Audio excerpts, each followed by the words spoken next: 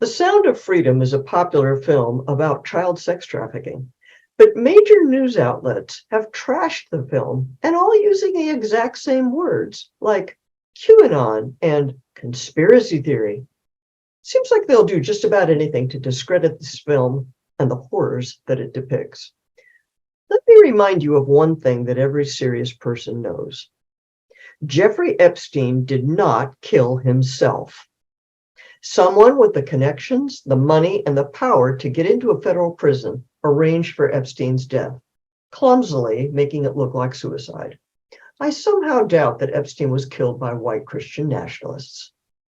Let's face what every serious person knows. Epstein had too much dirt on too many rich, powerful, and influential people. People who, incidentally, may have the power to influence the media. Which stories to cover? How to cover them? What kind of headlines to write? Memo to the media.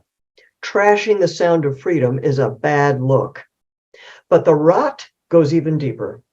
Pedophilia has been baked into the sexual revolution from the beginning.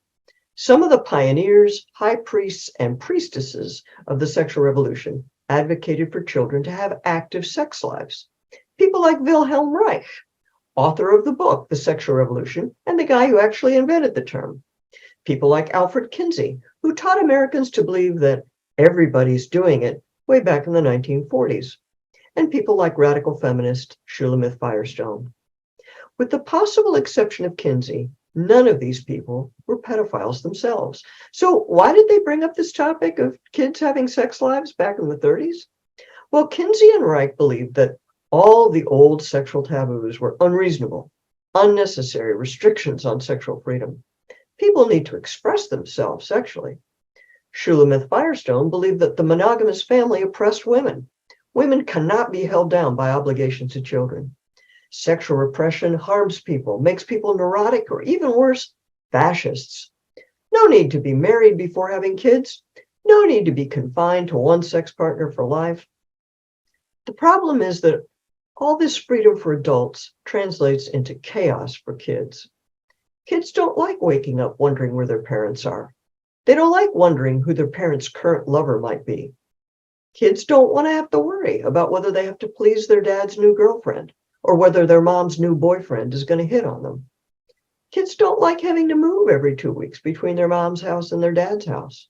In short, kids have a legitimate interest in the stability of their parents' union. And for the true sexual revolutionaries, that is the idea that had to go. The sexual revolutionaries needed to redefine childhood to prop up their idea of what was morally acceptable for adults to do. You used to hear people say, we should stay together for the sake of the kids. Well, you can hardly say that anymore without it sounding like a cliche. We've been convinced and sold the idea that this is all outdated, something to ridicule, something to make fun of, something for chumps. Staying together for the sake of the kids is not a noble aspiration, something that's worthy of living up to. So, in order to get along with that, we have to convince ourselves that kids don't really need their parents living together in a stable, loving union. Children are not innocent beings who need their parents to protect them. Children are sexual beings who need their parents to allow them to do whatever they want without guilt-tripping them. Do you see where this is going?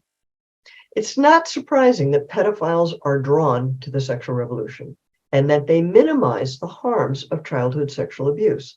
Like this guy who wrote the article for Bloomberg, Noah Berlatsky. He's affiliated with Prostasia, a publication that supports minor attracted persons, which is what we're supposed to call pedophiles now. He's telling us that child sex workers are voluntary. He's telling us that the age of consent laws are unjustified power grabs that refuse young people the ability to advocate for themselves, that refuse them bodily autonomy. Now look, I know, and every serious person knows that not every advocate of the sexual revolution is a pedophile, obviously. But for crying out loud, can't you see that this ideology attracts pedophiles, encourages pedophiles?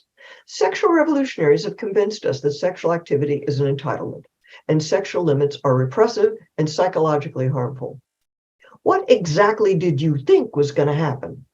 We've systematically downgraded the ideas and institutions that protect children. We've systematically cultivated ideas that threaten kids, ideas that attract pedophiles, people like Jeffrey Epstein and his clients. So go ahead, Bloomberg, Washington Post, Media Matters. Wade right on in, Guardian, Jezebel, and Rolling Stone. Just keep on trashing the sound of freedom. You're tipping your hand. We can see your cards, and we're calling your bluff. Some of us have figured out that the sexual revolution is gravely culpable in the abuse of children. And I'll bet some of you have known it all along. I gave a complete talk on this topic at the 8th Day Symposium in Wichita, Kansas, January 2022. You can find a link to that talk, which includes the PowerPoint slides, at the link below. I'm Dr. Jennifer Roback Morse for the Ruth Institute. Because kids need their parents, grown-ups need to behave. And don't forget, Jeffrey Epstein did not kill himself. Thanks for watching.